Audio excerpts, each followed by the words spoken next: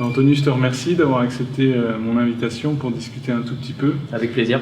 J'ai une école et aujourd'hui j'ai plein de jeunes, notamment qui préparent les concours Sciences Po et qui veulent faire une carrière de journalisme. Alors ils voient bien un peu le type d'études qu'il faut faire, la durée des études, mais souvent ce qui manque c'est après. Ça consiste en quoi? Une fois qu'on a un diplôme en poche, comment ça se passe? Et puis surtout, pour toi, comment ça s'est déroulé?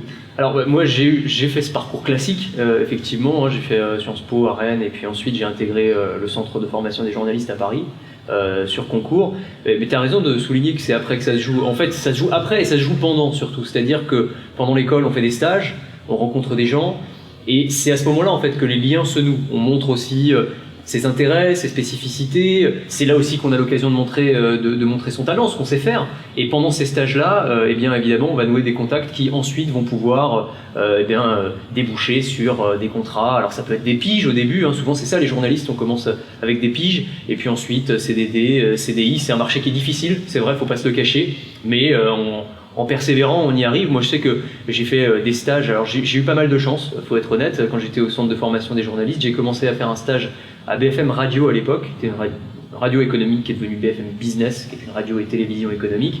Et puis, ça s'est bien passé. Je montrais un intérêt, moi, pour les nouvelles technologies, qui était une de mes passions, on va dire. J'aimais beaucoup ces sujets-là. Je proposais beaucoup de sujets. C'était une thématique qui était assez porteuse. Et ça s'est fait comme ça, ils m'ont embauché dans la foulée et voilà, j'ai fait mon trou comme ça et je me suis, on va dire, imposé au sein de ce média-là comme l'expert de cette thématique-là. Donc j'ai eu moi cette chance-là, c'est pas le parcours de tout le monde, mais voilà, moi c'est comme ça que ça s'est passé. Donc si je résume bien aussi, il y a un élément qui est important dans ta réussite, ça a été le réseau aussi, c'est-à-dire il a fallu construire un réseau. Là on est à l'occasion du Connected Health Monaco, c'est aussi l'occasion de tisser des réseaux. Bien sûr. Je suis un jeune aujourd'hui et j'en vois beaucoup. J'ai pas encore cette notion du réseau. Comment ça se construit? Ça se fait vraiment petit à petit. Il faut pas croire que le réseau ça veut dire le pistonnage. C'est l'inverse de ça. Enfin, il y a des cas où c'est du pistonnage effectivement, mais moi en l'occurrence, j'avais zéro connaissance dans ce milieu. Vraiment, je connaissais aucun journaliste. Mes parents sont pas du tout de ce milieu-là. J'étais pas prédestiné à devenir journaliste ni rien. Mais le réseau, il se tisse. Encore une fois, au fil des stages, dans les écoles, ce qui est intéressant, c'est qu'on rencontre aussi les profs. Ce sont des journalistes, c'est des professionnels qui viennent à notre rencontre. Et c'est pas juste des journalistes qui viennent là pour enseigner. Ils viennent aussi là pour c'est des chasseurs de tête aussi, hein. Ils repèrent les talents, ils disent celui-là, s'il était dans ma rédaction, ce serait pas mal. Donc voilà, c'est aussi là qu'il faut essayer de briller. Et puis dans les stages, on rencontre des gens, il y a des rédacteurs en chef, des journalistes, on prouve sa valeur, et puis on dit celui-là, il était pas mal quand même ce stagiaire, on va le faire revenir, et puis on reteste, et puis à la fin, ça peut déboucher sur des piges, sur des CDD. Donc le réseau, il se tisse comme ça. Le réseau professionnel, je parle après, une fois qu'on est journaliste, il y a le réseau aussi de ses contacts, qu'on va grossir au fil du temps. C'est ce qu'on fait dans des congrès comme celui-ci d'ailleurs. Moi là, en matière de santé connectée, puisque c'était le sujet de Connected Health, j'ai rencontré plein de startups, j'ai rencontré des médecins, des gens qui vont être des sources potentielles pour moi aussi ensuite dans ma pratique quotidienne. C'est-à-dire quand je vais préparer un sujet sur, je sais pas moi, les objets connectés liés à la santé, et que je veux avoir un avis sur la crédibilité de telle ou telle innovation, j'ai des gens que là j'ai rencontrés, que je connais, que je vais pouvoir appeler, tu te souviens, on s'est rencontrés à cette occasion-là, t'en penses quoi toi de cet objet? Voilà. Donc ça se fait comme ça, vraiment petit à petit, mais ne croyez pas surtout que parce que vous ne connaissez personne dans ce secteur-là, et que d'autres peut-être eux ont des connexions comme on dit, vous n'y arriverez pas. C'est pas vrai. On peut vraiment y arriver en tissant sa toile petit à petit. Ça fait combien de temps que tu es dans le journalisme? Moi, ça fait 10 ans. Ça fait 10 ans cette année. Ouais.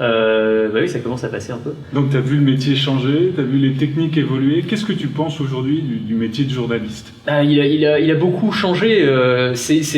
Il est très remis en cause déjà, hein, le métier de journaliste en tant que tel. Pourtant, on a besoin des journalistes. Hein. C'est aussi ce que je veux dire aux étudiants, c'est qu'aujourd'hui, plus que jamais, on a une multiplication des sources d'information. Mais sources d'information, ça ne veut pas forcément dire sources d'information fiables. Il y a beaucoup de bêtises, évidemment, qui sont écrites dans certains journaux, hein, évidemment, mais aussi sur Internet. Il ne faut pas croire tout ce qu'on raconte. Et dans cette époque d'avalanche d'informations, on a besoin de médiateurs, de gens qui ont été formés à ça, parce que les journalistes, ils sont formés à recouper l'information, à la vérifier, à la travailler, à la filtrer aussi. On a besoin de ces filtres-là. C'est vraiment aujourd'hui qu'on a le plus besoin des journalistes.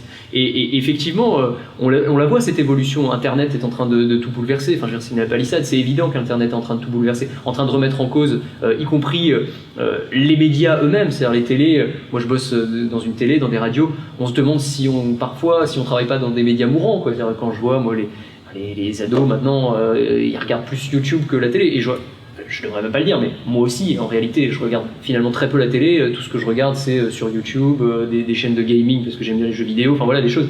Chacun, en fait, se fait lui-même sa télé. Donc il faut réfléchir à cette évolution-là. Et ce que ça veut dire, probablement, c'est qu'il va falloir... faut se penser comme... faut penser à la valeur ajoutée qu'on peut avoir. C'est-à-dire, on peut plus avoir des journalistes qui se contentent de bâtonner des dépêches AFP, c'est-à-dire d'avoir une info et puis de la synthétiser, de la reprendre, voilà, de voir le fil de l'agence France Presse qui défile et puis refaire un papier à partir de ça. Non, ça c'est plus possible. Ça, des robots sont capables de le faire. Réellement, des robots sont capables aujourd'hui d'écrire des articles. Non, il faut avoir des journalistes qui soient passionnés, qui aient une spécificité, c'est-à-dire une spécialité. Ça c'est l'idéal. Voilà, d'avoir une thématique sur laquelle on est fort et sur laquelle on va pouvoir briller et avoir une vraie valeur ajoutée par rapport à ce qui va être publié sur l'AFP ou par les journaux généralistes. C'est ça vraiment qu'il faut... Et il faut le penser très tôt dans son parcours, en fait. C'est-à-dire, les écoles de journalistes, aujourd'hui, elles forment des journalistes généralistes. Et c'est très bien, il faut des journalistes, il faut avoir cette formation-là. Quand vous allez dans une école de journalistes aujourd'hui, moi je le sais parce que après avoir été au CFJ, j'ai été formateur aussi au CFJ, en spécialité radio notamment.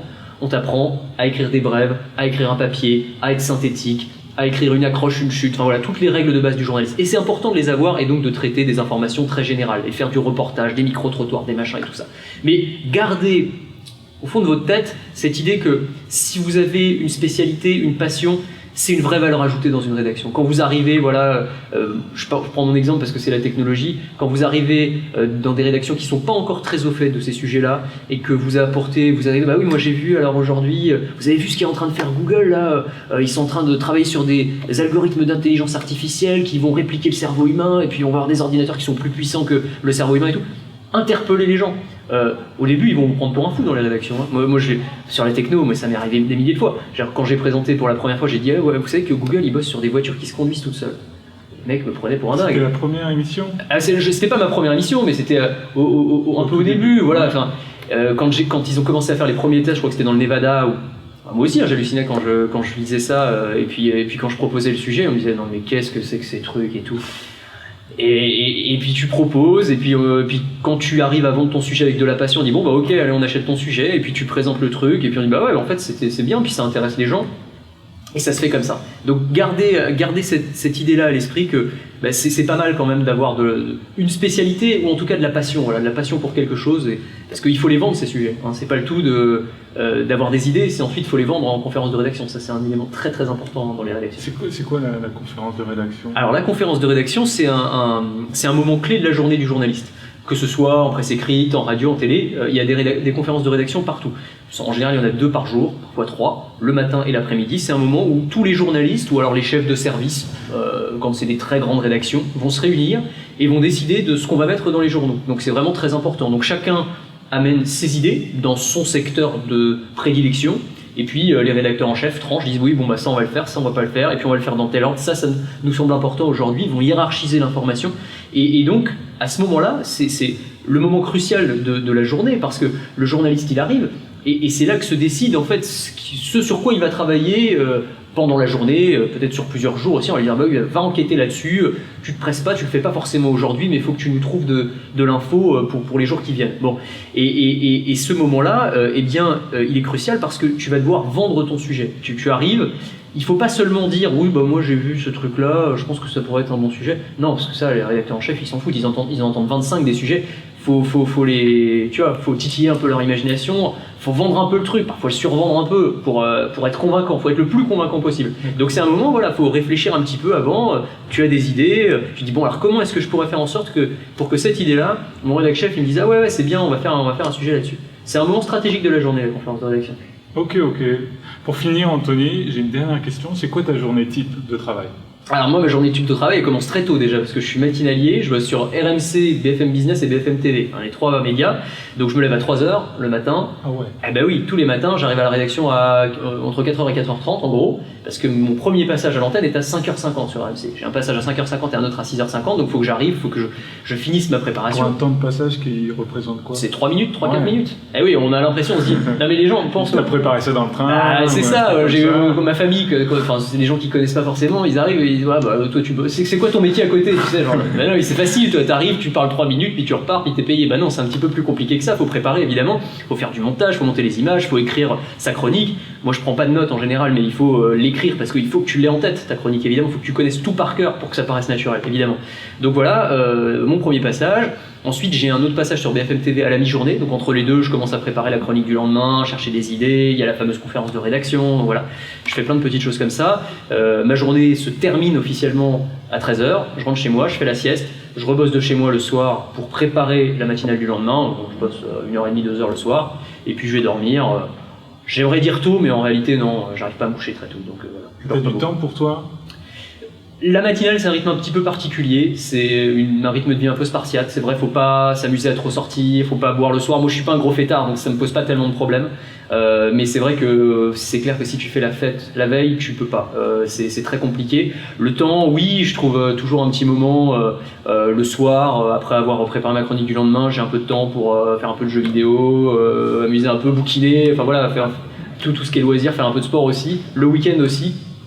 Mais ouais, c'est un rythme de vie qui est quand même assez prenant. Enfin, je veux dire, quand on n'est pas des fonctionnaires, très clairement, les journalistes, ça c'est vraiment un truc qu'il faut se mettre en tête aussi quand on se lance dans ce genre de formation, c'est qu'on n'est pas des fonctionnaires. C'est pas un boulot où on est de 8h à 17h. Il faut savoir que voilà, il y a des jours où vous allez arriver très tôt, vous allez repartir très tard, et puis ça va être passionnant parce que vous allez bosser sur des trucs qui vous intéressent. Des fois, ça va pas du tout vous intéresser et vous allez devoir quand même bosser très tard.